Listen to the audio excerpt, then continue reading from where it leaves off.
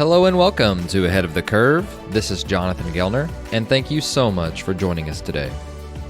This podcast is powered by Stick and Ball TV, the baseball and softball streaming platform. If you haven't checked it out already, there are hundreds of videos and so much great content waiting just for you. And the cool part, it's all updated weekly. So check it out at stickandball.tv or on the Stick and Ball TV mobile app. Also, if you want to help support the podcast, there's two ways that you can. One would be leaving a rating or review wherever you listen. And if you haven't already, it would mean the world to me if you did. And two, if this podcast is helpful to you at all, post it on social media, share it with your friends, and tag us. I'm grateful to have this platform to be able to share and would love to bring more into our community. On today's show, we've got on Nate Thompson, hitting coach and recruiting coordinator for the University of Arkansas. Following the completion of his own playing career at Dallas Baptist in 2006, Thompson aided a Dallas Baptist coaching staff working with the DBU outfielders while assisting with hitting instruction and the implementation of the club's strength and conditioning program. Nate then spent 3 seasons at Nebraska as the Cornhuskers volunteer assistant coach. Then he served as Hutchinson CC's primary hitting coach from 2011 to 2014. Nate then took a job as the hitting coach at Missouri State, and since 2017, Nate has been in his current role as the hitting coach and recruiting coordinator for Arkansas. So how has the offense done since he's been there? Well, Arkansas leads the conference in batting average, on-base percentage, slugging percentage, weighted on-base average, OPS, runs, home runs, extra base hits, runs batted in, total bases, and sac flies. So on the show, we talk about what he looks for on the recruiting trail, how they evaluate players once they get on campus, and how do we train adjustability and competitiveness. You're going to love this episode with Nate Thompson. Nate, welcome to the show.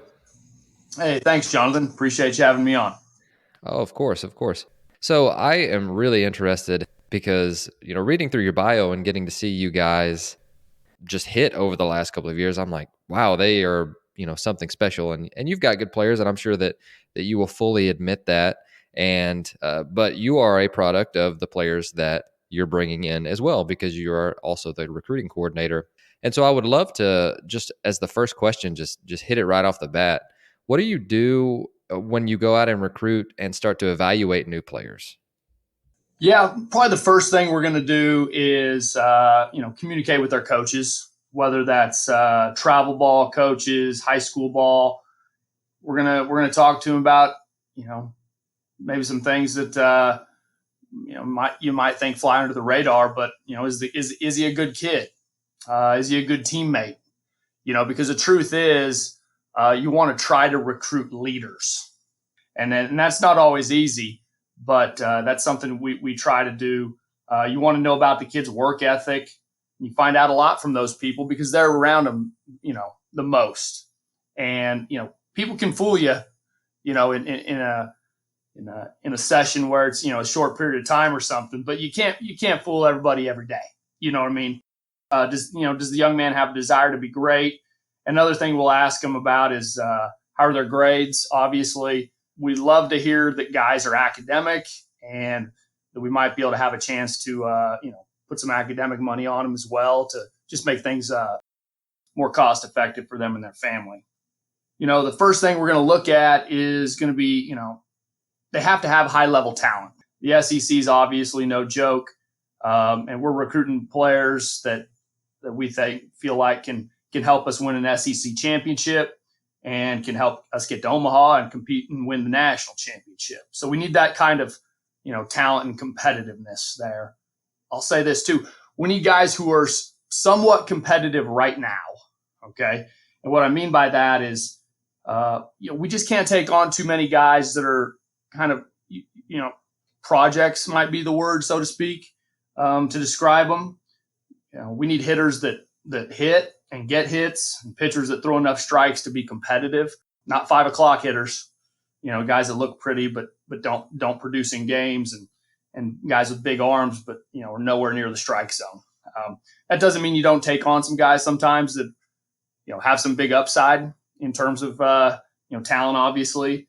But, we don't get 5 or 6 years to develop these guys like they do in pro ball. And, a lot of times we only get 2 or 3 years based on, when they're draft eligible and things like that. So we're looking for guys that are ready to step in and be as competitive as possible as soon as possible. I'll say this too. We need guys that are going to do something special, whether that be from a speed tool, a power tool, a hit tool standpoint. It's kind of hard to be average at everything and get on the field, honestly. Like, if you can have one tool that really stands out, that makes a big difference. And you can see that at the big league level as well, where, this guy may not be a complete all-around player, but he's really special at one thing and he does it extremely well. And that gets him in the lineup and he has a chance to affect the game. And it's the same thing here. Also, you have to have a position. Got to be able to defend here. That's a big thing for Coach Van Horn in this program. And honestly, if you're going to be competitive and try to win in this league, you've got to be able to defend. The old phrase that hitters, hit and play, it's true. But the hit, if there's not a position for the guy and he's going to be below average or mediocre at defense, the hit tool has to be really, really special. So we're looking for guys that can defend, guys that can play, own a position or have multiple positions that they can own. And we can, try to plug into a lineup to put together our best kind of lineup. Other things we're looking for when we're talking to guys is, does the player, does his interests and desires line up with what we're about? Is he about winning? Does he have the goal to, be a part of a winner, to go to Omaha, to compete and win a national championship? How into development is he? Is that something that's important to him? And then obviously you just got to love to compete and be in the big moment because, at the University of Arkansas, the lights are pretty bright. The SEC is very, very competitive. And, you got to want to have that at bat, or you got to want to have the ball in your hand on the mound when there's, 10, 11, 12,000 people in the crowd on a Friday night, anywhere in this league. And that's not for everybody, truthfully. So those are a lot of the things we're looking for. Obviously, talent's first and foremost. And then we want guys that are good people and good culture guys, and they're going to want to be special at the game. And so I wanted to start with that question because then you get them on campus. You have recruited them for a couple of years. And with today's climate, maybe 6 or 7, I feel like. But you get them on campus and they need some tweaks. Most players need some tweaks. And so you get them on campus, and how do you evaluate? Let's talk about hitters first, and then anything else that you'd like to in regards to that. But let's go with hitters first. How do you develop them? What do you look for? What tools do you use? But just kind of, if you don't mind, just open up the doors of what it would look like to really go through the player evaluation process at Arkansas. Yeah, absolutely. There's an acronym I kind of go about to use. It's called analyze, evaluate, and then instruct. And the idea behind that is when you recruit a player, and they're obviously a good player, you like them, you want them to be in your program, you think their talent is sufficient to be here, or you wouldn't have recruited them in the first place, you've got to let them go play. Now, that's not to say that, when you get them on campus and you start doing some drill work, that a lot of the drills kind of take care of some of those things. But it's not my prerogative or style, I guess you could say, to bring a guy in as a hitter and then just start tweaking him and messing with him and his stroke immediately, because he was a good hitter for a reason.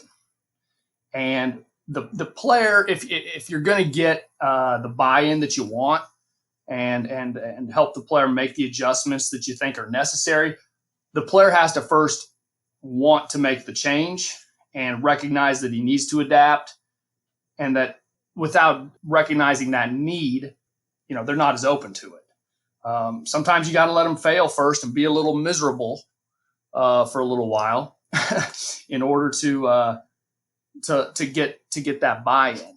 And Sure. so, it's a lot of times every pitcher that they're facing is suddenly the best pitcher they've ever faced. they're older than them, they're more experienced than them. The teacher, arrives, so to speak, when the student's ready. And you just have to have constant communication that will create the opportunity. You use video, you use the stats, you use the metrics, and you explain the why of what they're doing and why that doesn't work, and why, if they make this adjustment, how it'll benefit. And hopefully you can get the buy-in at that point. If you make adjustments, in my opinion, with players who have only had success prior to getting on campus, and then they start to fail, a lot of times like a blame game, so to speak, starts. And, they'll say, in their mind, they can't help but think, well, coach screwed me up. Doesn't he know how good I am? And it's his fault. And now I'm not playing well. And I just need to go back to doing what I did before. Sure. Because it worked for me. But the truth of the matter is, he wasn't playing against the caliber of competition before, that's exposing him. But it doesn't matter if the move that you want to do with a player is right, if the player doesn't buy in and have success with it. Like, it doesn't matter what you know as a coach. What matters is what the player can do. We just want to try to create a system where you can create some trust and some buy-in. And sometimes some guys come in from the get-go because they see what you've done. They see the success that hitters in the past have had in the program, and they want to change immediately. And that can be a really good thing, but it also is like, you just want them to be themselves for a little while, at least. But sometimes guys come in, they want to make adjustments quick. So, and that's not a terrible thing either. But timing is everything with this, because you don't want to wait too long and let the player's confidence, get kicked to the curb too hard, as well as the other coaches. But you also don't want to make the move too early where they're not necessarily as ready for the move or bought into it. So I love that. And you really covered what I was going to ask next, of just what does that conversation look like when players want to make a change? And it almost sounds like you wait for them as long as possible without, hurting their career. You wait for them to come to you and ask you about changes to make. And you evaluate, you're consistently evaluating, but whenever you said, when the student is ready, the teacher will show up, that's when you're preparing all of this time on the front end to whenever they show up, it's like, I got you. And I love that. Can you tell us a little bit more about that, or expand on that a little bit? Yeah, it's just, like I said, it's kind of a tightrope to walk, because you don't want to let the player get buried. Like I said, at the same time, you don't want to let them, you don't want to get to the place where they're not ready yet either. And they don't realize that what they're doing it's not going to be good enough. That's just where you just have to have honest conversations, and you bring the guy in and you just tell them the truth, and you're on their side. You develop an emotional bank account with guys, and you just keep investing in them. And the drills, honestly, a lot of times show them where they're deficient. Truthfully, it's like they come in and they have a hard time hitting the velocity, fastball machine, or they have a hard time hitting angle batting practice, and they just can't do the drills that you're asking them to do. And those things kind of correlate to success on the field. And yeah, so, and the other thing I think you got to realize as a coach is I've been doing this for, well over a decade now. And when you throw in playing, college baseball, it's almost 20 years of experience. At the collegiate level, those freshmen, they've never had a year of college experience before. They don't know what you know, and you got to remember that. And just try to be as upfront and honest, and help them realize the things that you're telling them are true. Sure, absolutely.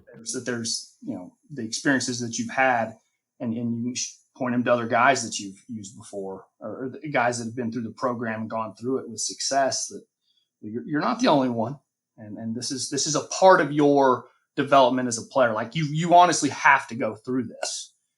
Okay. Like, this is what it's all about to be a guy at this level. So, but it's easier said than done, certainly. And so when you're having these conversations, or you see some of these players struggling, which you've alluded to a couple of different times, which I love hearing your thought process behind it, because there is a lot of depth there that you're talking about, which is cool. But you also, I'm thinking of different, your different approaches to all of these different players, and it's really hard to really pinpoint. Okay, what would you do with X player without providing context? But with the younger players that are coming in, do you allow those upperclassmen who have been through the fire to really talk with them, or you mentioned using examples, and that was like what came to mind to me, and you didn't mention it, but I was curious if that was the case. Yeah, you encourage your captains and the guys that have been through it before to, take a guy under their arm and help them see some things that maybe they can't see yet.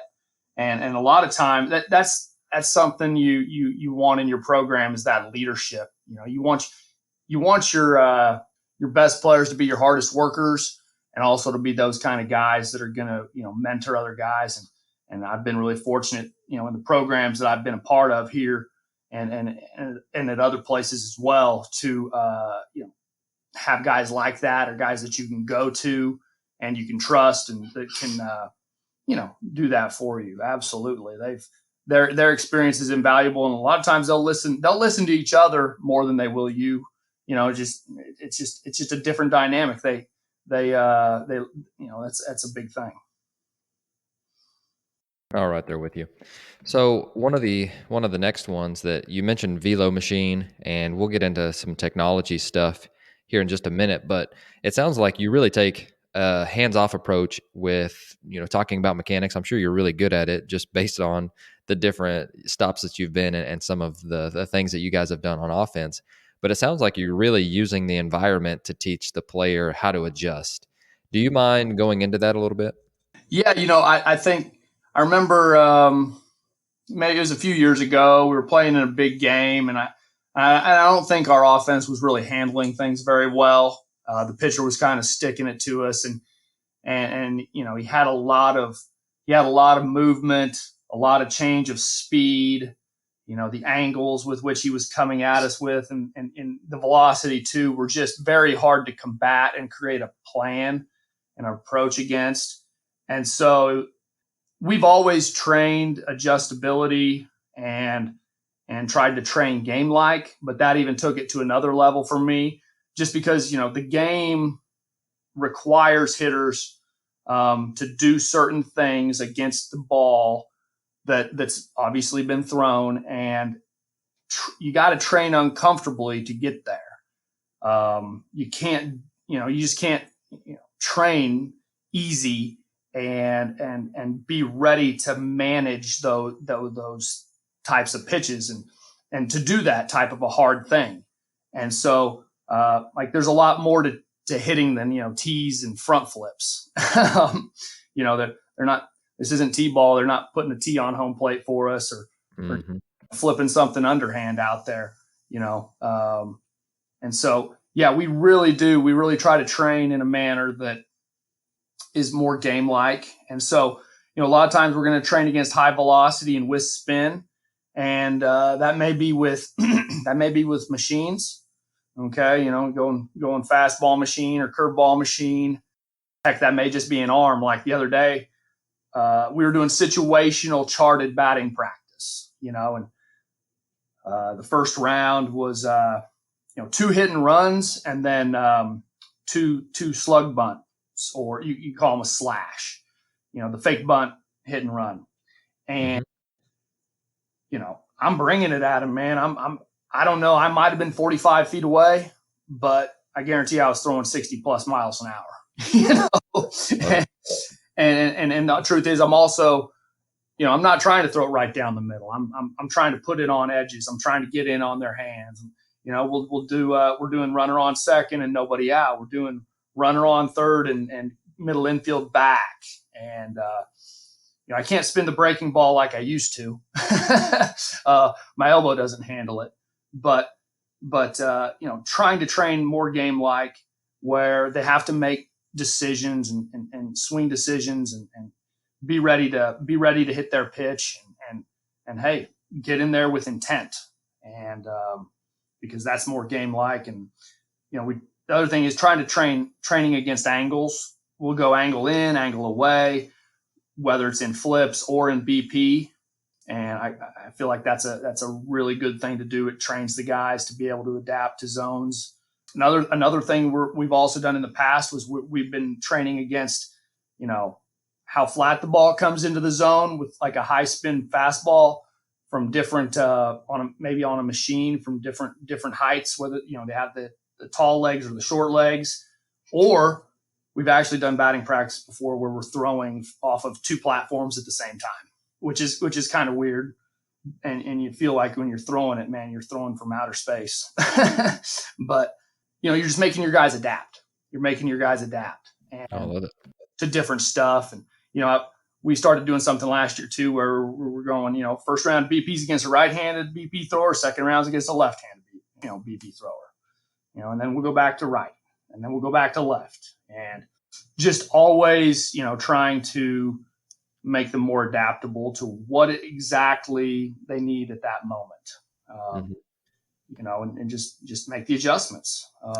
We'll do, stuff where we're fighting, I'd say it's called like exaggerated movement where, hey, typically you've got your curveball coming from a certain angle. Well, we'll put it even further over, say it's a left-handed curveball. We'll line that machine over up on where, in line with where the second baseman would be playing rather than, on, the side of the mound, stuff like that. Another piece too is just, when you're trying to work on timing,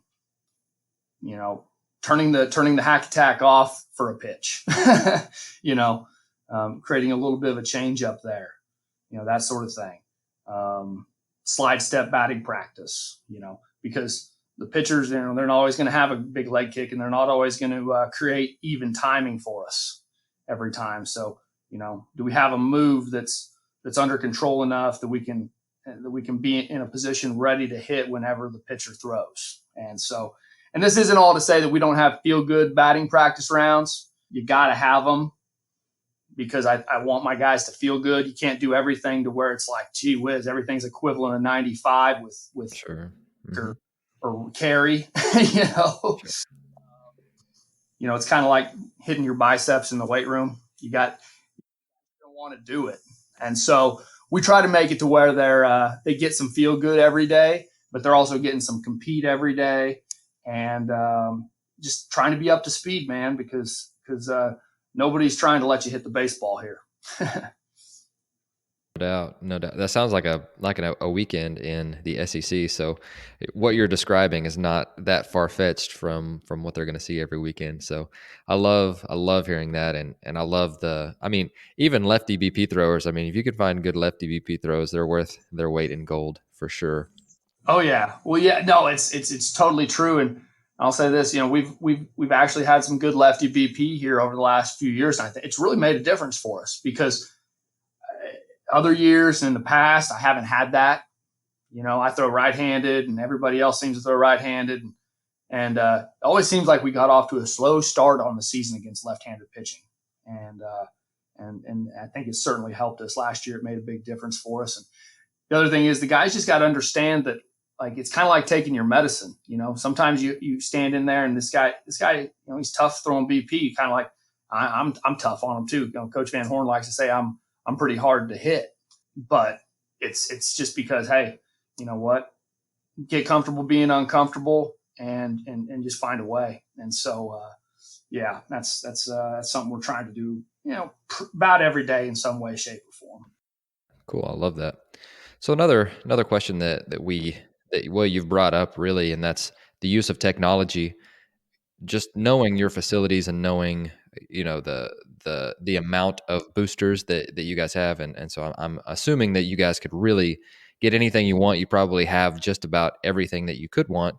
But I guess my question is what have you found as the balance of, yes, we can get just about everything we want, but we also want to create good hitters, that aren't just completely petrified by looking at a screen every single pitch, and then also freeing up your staff to be able to do things other than crunch CSV files and data Excel sheets and all of these different things. So I'd love to hear your thoughts on, especially, you've been there in over the last, I think this is your fourth year. And so it's come a long ways in 4 years. And even, whenever you first started coaching in, I think it was 2008, it's come, it's come a long ways since then. And so I'd love to hear your thoughts on how do we balance that? How do we balance the technology side? We want to continue to stay ahead of the curve there.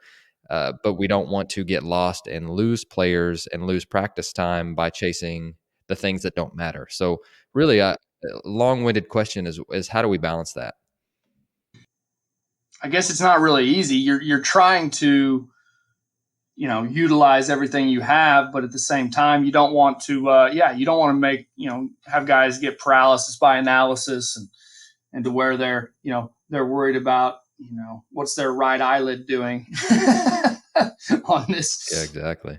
pitch. The thing that we do is, we use our TrackMan in a great way. I've got incredible help here. I've got a guy named Phil Sebuhar that really knows how to. He's a graduate manager for us, and he kind of creates reports for me with that. And it's all about finding ways to make it simple for the players and useful, because they don't need every little ounce of data. It's kind of like a scouting report. Like, scouting reports are great, but honestly, if they're too detailed, do you even remember anything about them? Like, what are the main things that you can use that you can get better from right there? And so, Phil creates some, big time reports on TrackMan for me that are related to swing decisions and hard hits and, swing and miss and in zone and out of zone stuff and how guys are being attacked. And then where I'm able to, show these guys some things and just try to make it simpler. Like, look, you don't, let this help you eliminate certain pitches rather than try to think about everything. Like, just to start eliminating, make it more simple so you're more dead red on what you want. We use the Rapsodo in our indoor facility, and that's nice to have. The Blast kind of works in that same way too. We'll look at, we need a guy to try something, make an adjustment here, here's why. And then we'll look at it 2 or 3 weeks later and see if it's improved. And if it has, then it's nice to be able to go back to the player and go, see, it's not just, you and me feeling it. The numbers are backing it up too. And you're making progress. But like I said, we're not tracking that every swing of every day.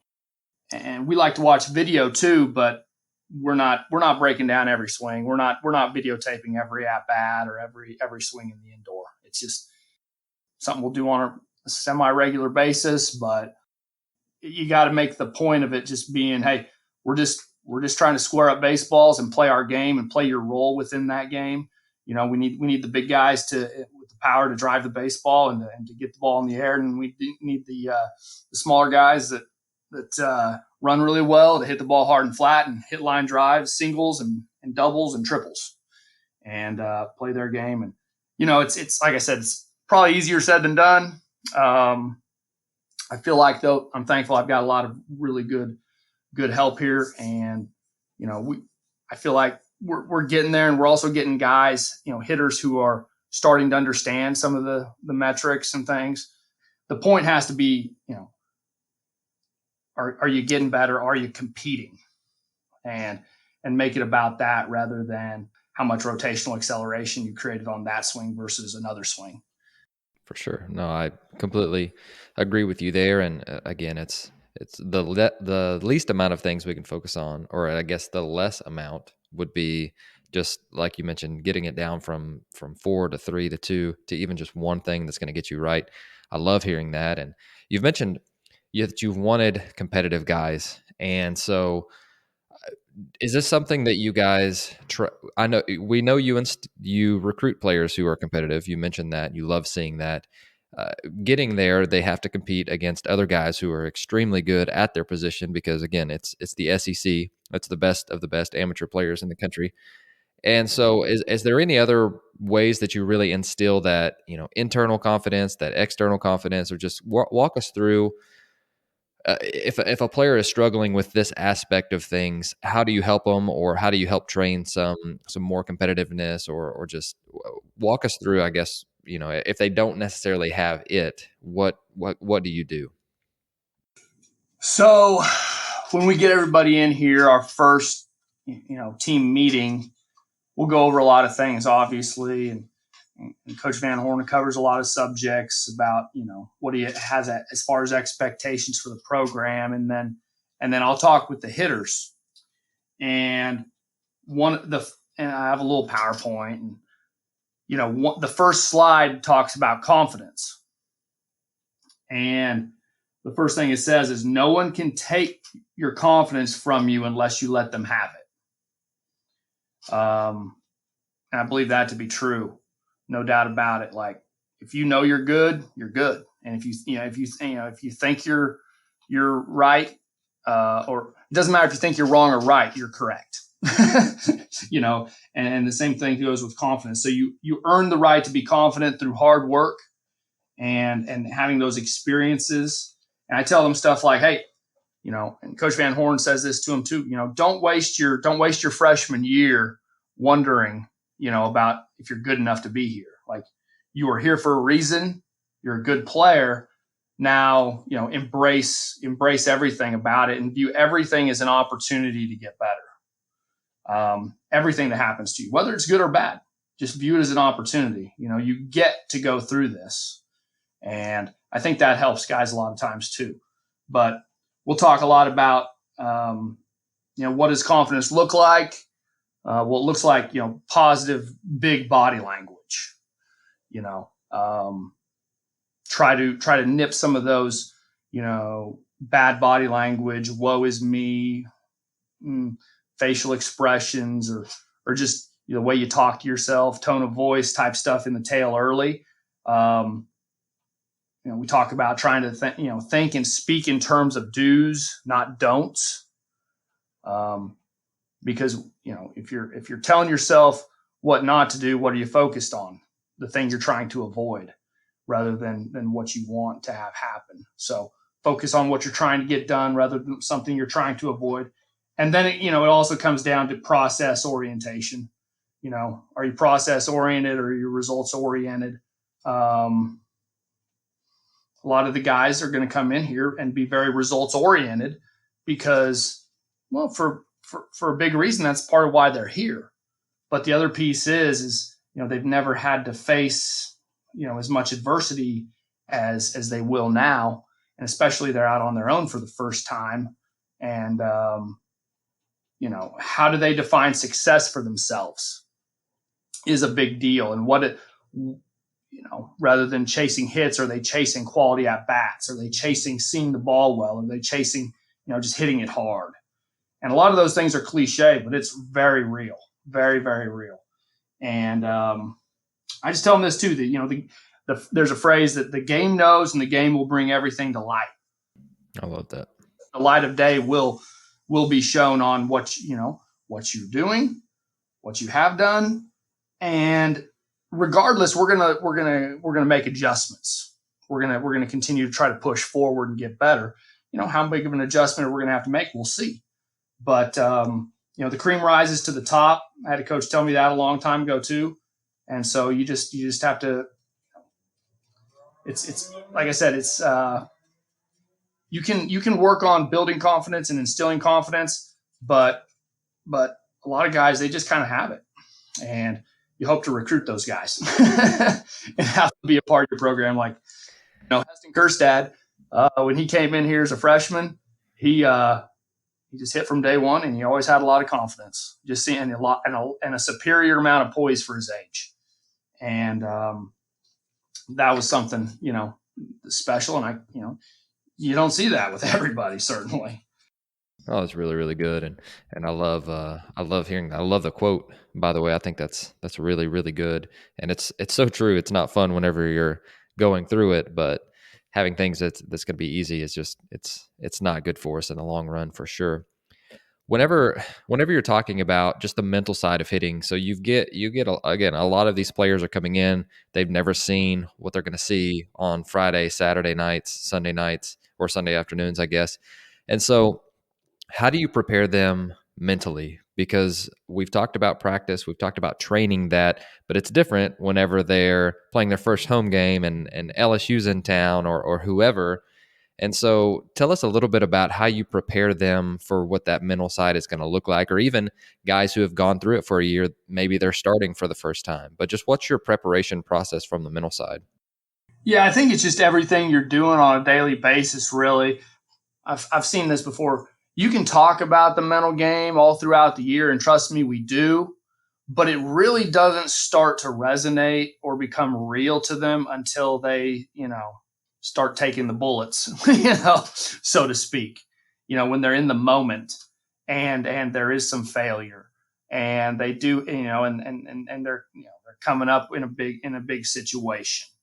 And so hopefully they've, listened and learned and taken some of those things to heart.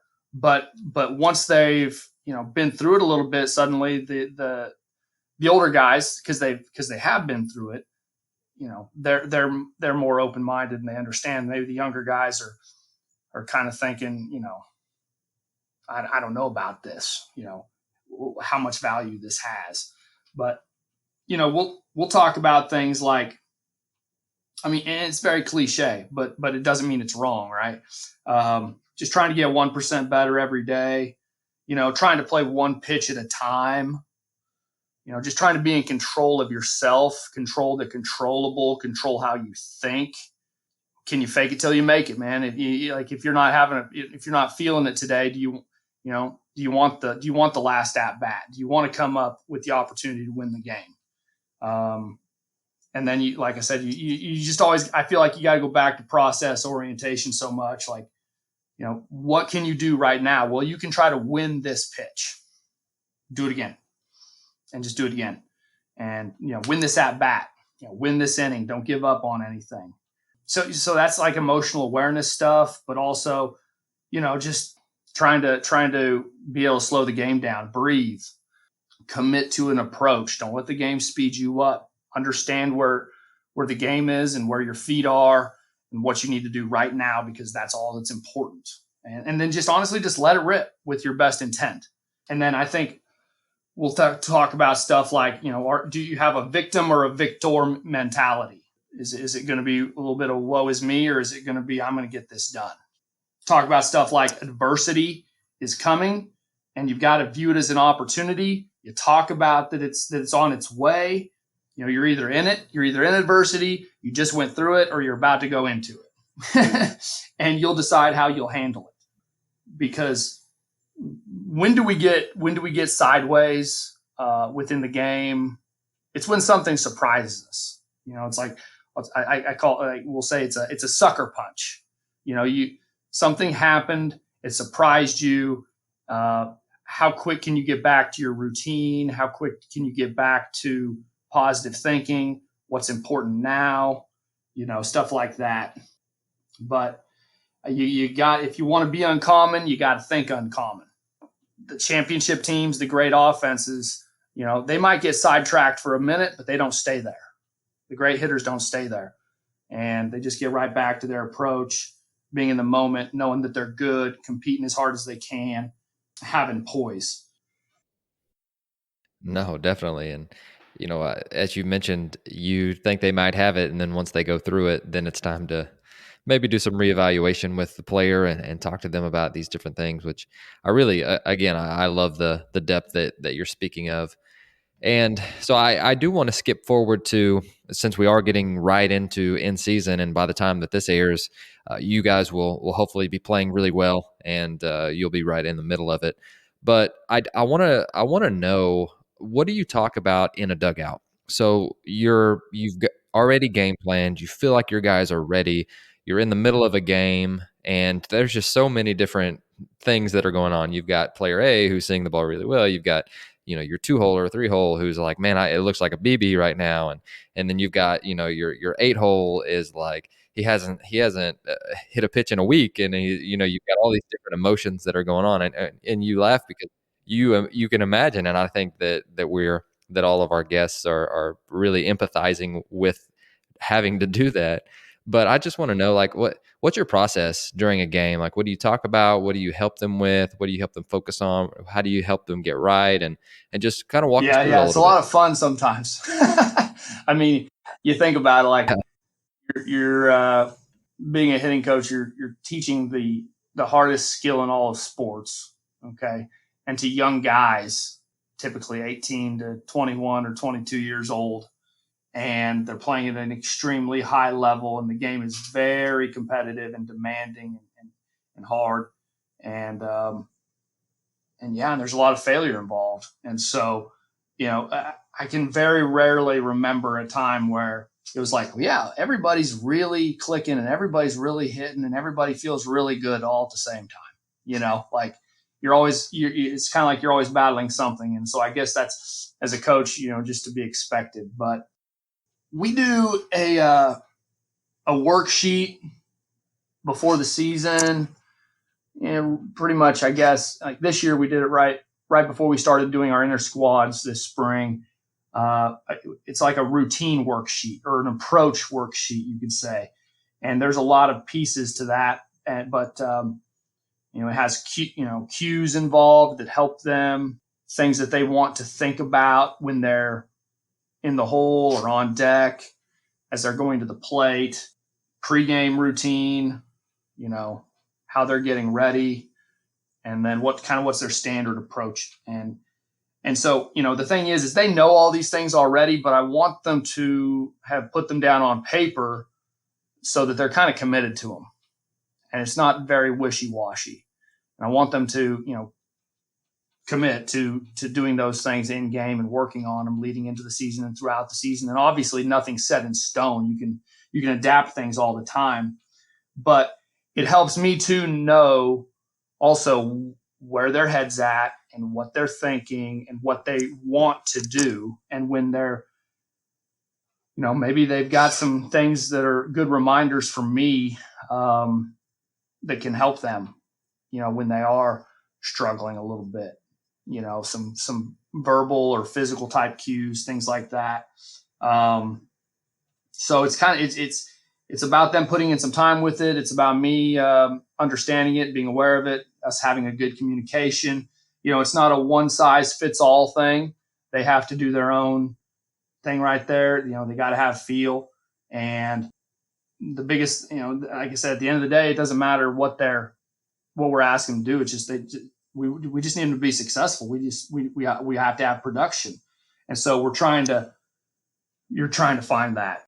Once again, you're just trying to keep it more simple than anything. You don't want them thinking about too much as far as mechanics go, and just getting really present and hunting a pitch or a location and just letting it fly and trying to tell them, hey, visualize success, say good things to yourself, tell yourself what you're going to do, have a lot of confidence and swagger as you walk into the plate in between pitches. It's just not easy, and you've got to always be ready to adapt. If a player is suddenly getting pitched really tough or they're chasing or they're getting, a lot of spin all the time, or, there's just, you have to be able to just communicate it easy and quick and just go with it, man. And hopefully they'll have, you want them to have that confidence. You want them to have that confidence that they can go execute it. And, I'll say this story real quick. Last year, Sure, please do. no, this is 2 years ago. We're playing Auburn in an extra inning game, and Heston Kerstad's at the plate. And I mentioned him already once, but he had a lot of good at bats here, and a very good hitter, and for obvious reasons. And he was actually, I think, like 0 for 6 during this game at the time. It was a long game. One thing I said to him as he came, I said, you're going to get the game winning knock. Okay. Like, you expect that.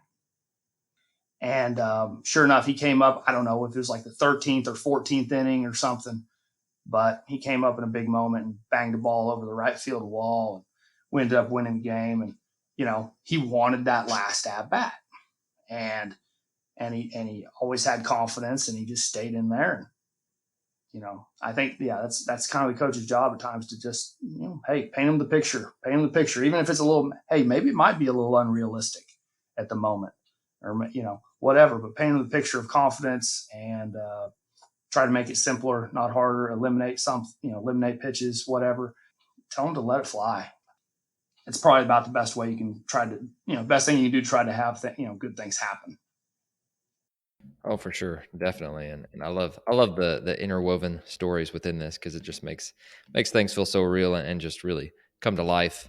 And so I do have some quick hitters here before you go, and it's really just a lightning section, just about letting us get to know you a little bit better.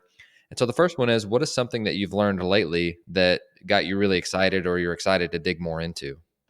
Honestly, I'm trying to learn more about a lot of the technology stuff and just continuing to know how to utilize it better, whether that's TrackMan or Blast, and utilizing video. Another thing we got this year, we're blessed to have, is we got virtual reality where we can train swing decisions and pitch recognition, and just how to incorporate that sort of thing, how we can continue to utilize that along with our scouting reports and approach, to combat the types of arms we're facing. That's always, I guess that's the thing for me, is like how to take all this new stuff and still make it really simple. And so that, so our players are very clear minded. But those are some of the things I'm really excited about, trying to continue to learn more of all the time. I love that. The next one's tough. It's, what is something that you've changed your mind about? And that can be something in the past or something that you've changed recently, or just something that you have gathered more information and you're like, man, I wish that I hadn't, done that in the past, and we're all growing. And so we all have those. And for the listeners who out there who are like, yeah, I haven't done that lately, then that should tell you something. But anyways, Nate, what is something that, a long story short, that you've changed your mind about either recently or in the past? I might have a couple things here. Yeah, one thing is two-strike approach, honestly, a little bit. I think that's related to kind of like a standard approach. Like the way I used to teach it was we would look soft, because that's what we were, you were going to get more often than not. And then you just try to fight off velocity.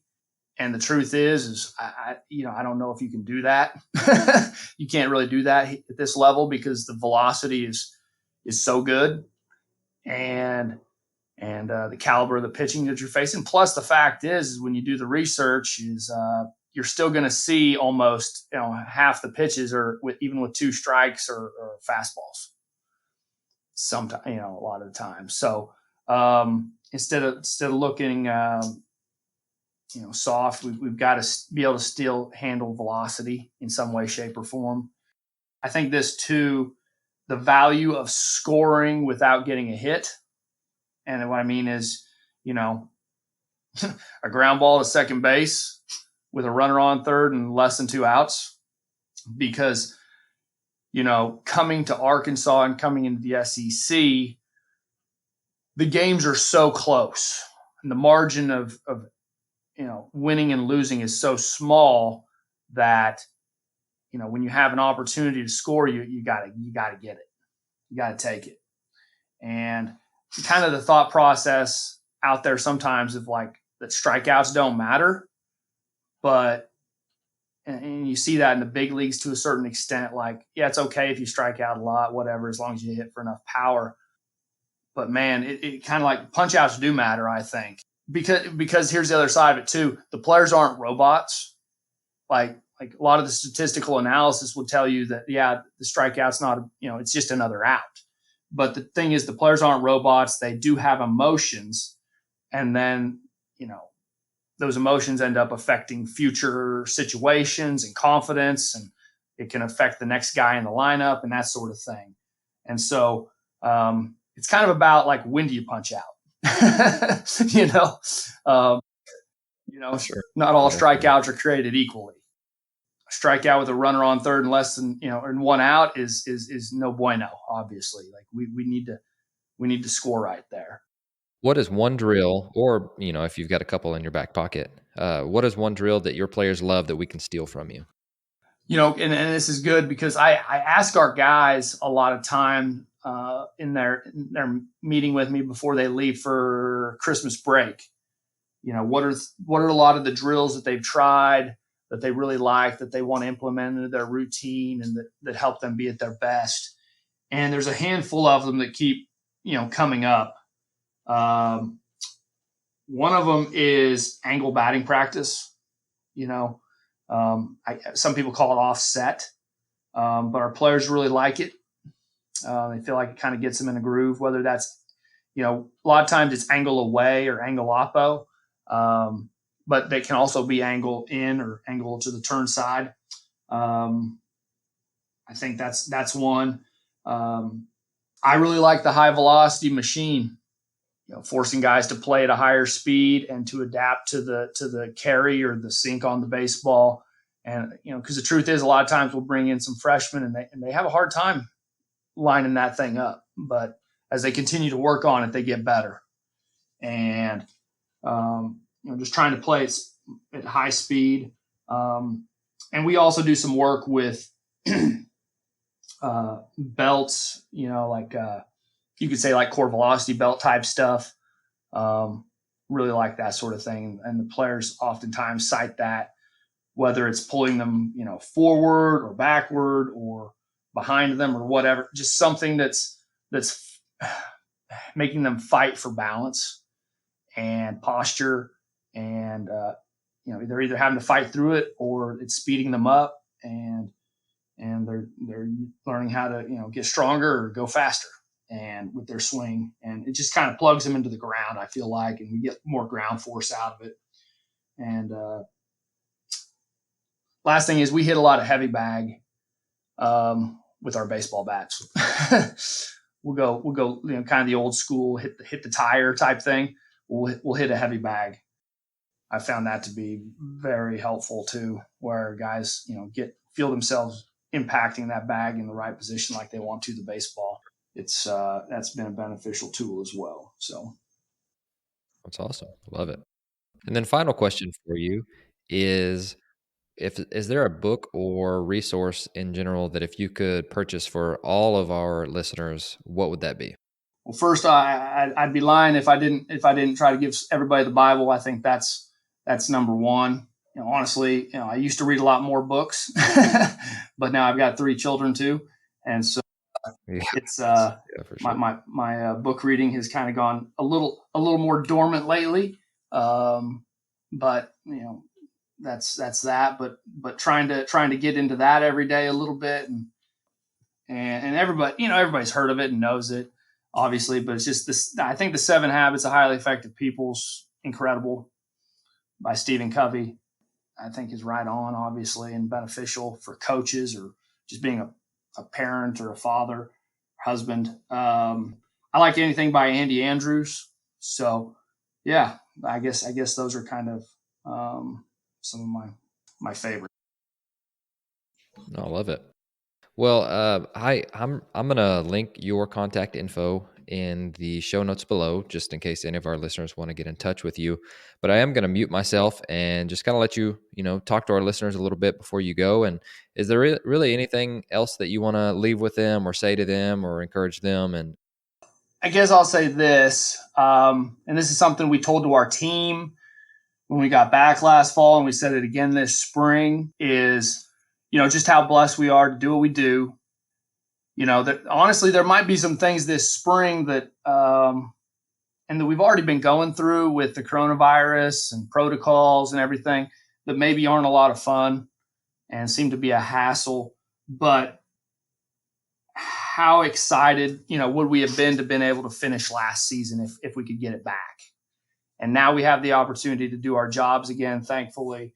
And so, just being grateful, being thankful, getting to lead and coach with joy, I think is huge. And hopefully we can push that with everything we're doing with our players. They can play with joy and have a lot of fun, and I guess, kind of the idea is if we can keep this in the back of our mind, I think it'd help us be the best coach we can be. What am I doing today that's going to really matter in about 100 years? Whether it's, as a coach or a person, or a man, what can I do today that's really going to make a difference 100 years from now?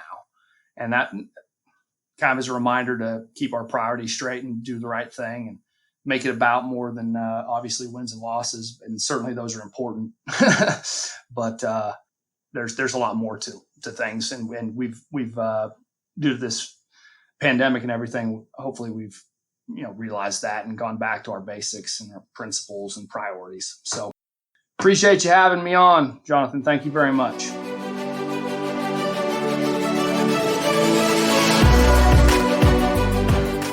Thank you for listening to Ahead of the Curve.